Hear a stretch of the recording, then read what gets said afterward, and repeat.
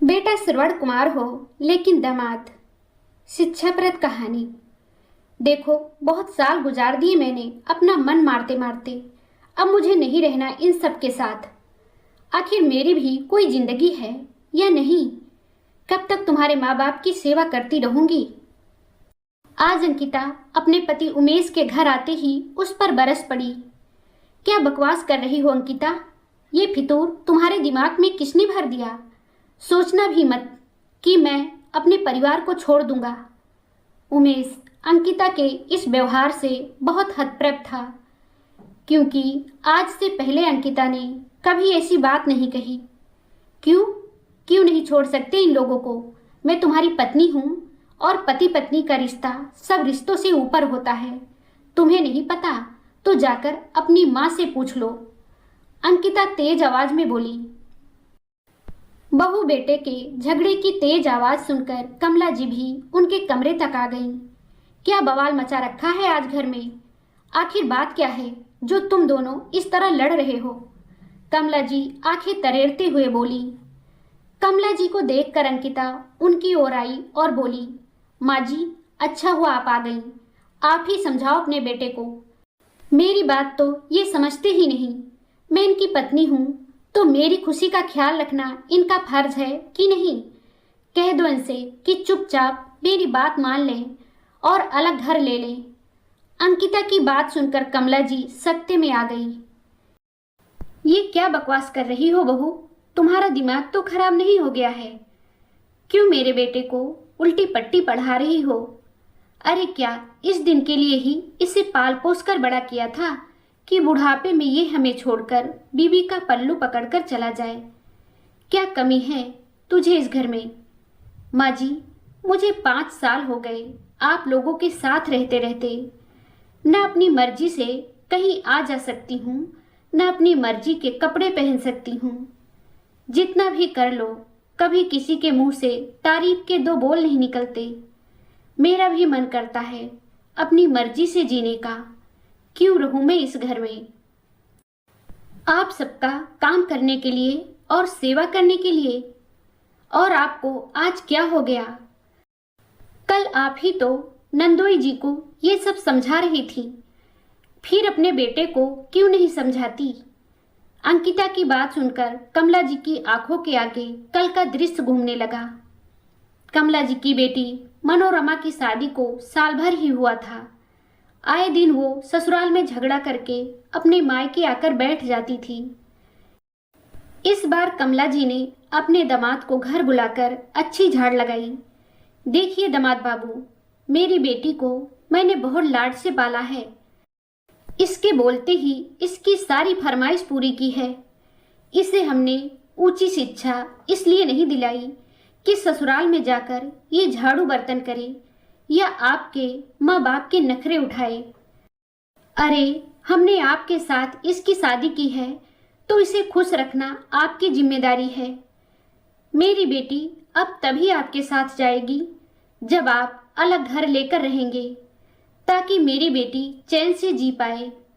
याद रखिए, सारे रिश्ते पीछे छूट जाते हैं, लेकिन पति पत्नी का रिश्ता ही उम्र भर साथ रहता है।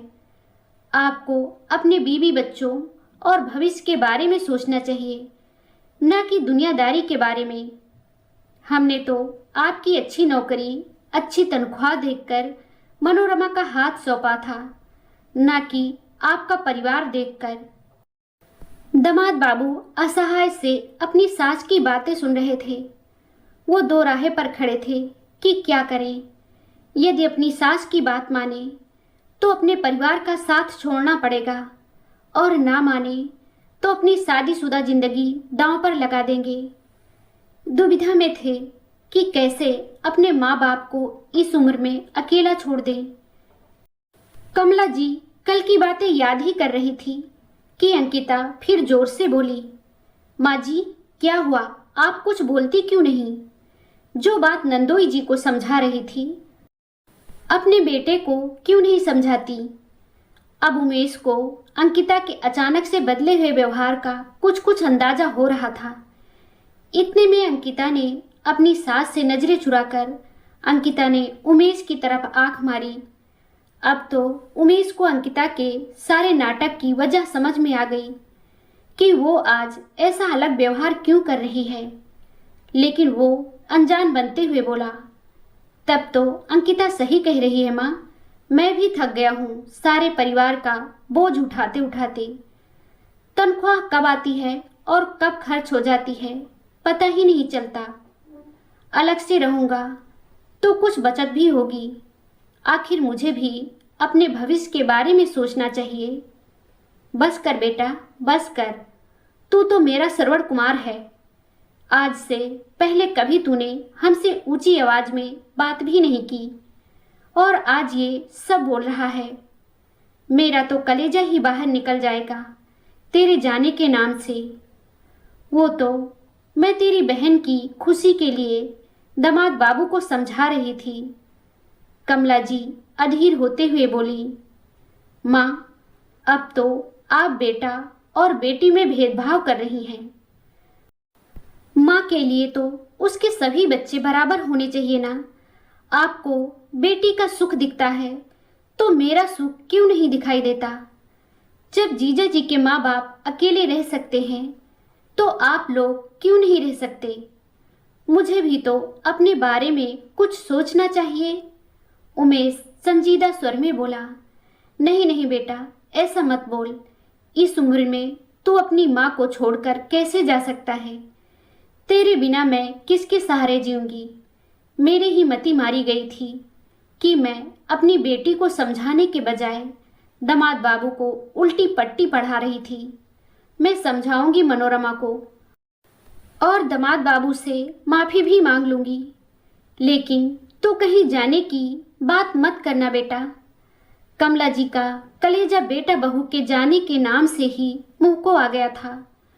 वो बिल्कुल बौखला गई थी। कमला जी की आंखों में पश्चाताप के आंसू थे। माँ की ऐसी हालत उमेश और अंकिता से देखी नहीं गई।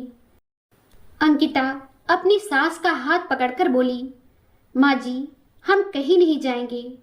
माँ बाप के बिना भी कोई घर घर होता है क्या। मैं तो बस आपको समझाना चाहती थी कि आप जो कर रही हैं वो गलत है। नंदोई जी सिर्फ दीदी के लिए अपने पूरे परिवार को कैसे छोड़ दें, जबकि उनकी कोई गलती भी नहीं है। ऐसा तो नहीं है कि दीदी के ससुराल वाले उन पर कोई अत्याचार करते हैं। अपनी चंद आज़ादी के लिए परिवार की जिम्मेदारियों से आज़ाद होना तो कोई हल नहीं है ना। जिस तरह आपको अपना बेटा प्यारा है, नंदोई जी भी तो किसी के बेटे हैं। आखिर उनके माता पिता किसके सहारे अपनी जिंदगी काटेंगे।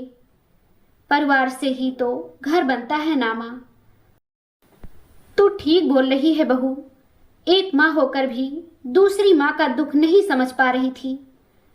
अलग घर परिवार में थोड़ा सामंजस्य तो सब लड़कियों को बैठाना पड़ता है। मैं मनोरमा को समझाऊंगी।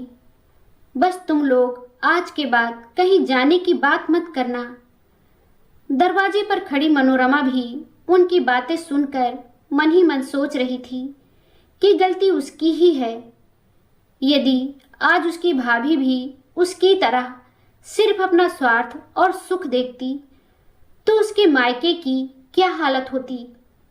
मन ही मन वो निर्णय कर रही थी कि वो भी एक अच्छी बहू और अच्छी पत्नी बनकर दिखाएगी।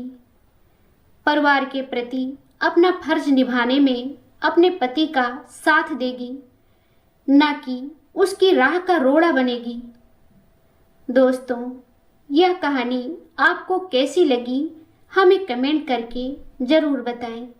अगर आपको ये कहानी पसंद आई हो तो लाइक ज़रूर करें, शेयर करें और चैनल को सब्सक्राइब करना ना भूलें।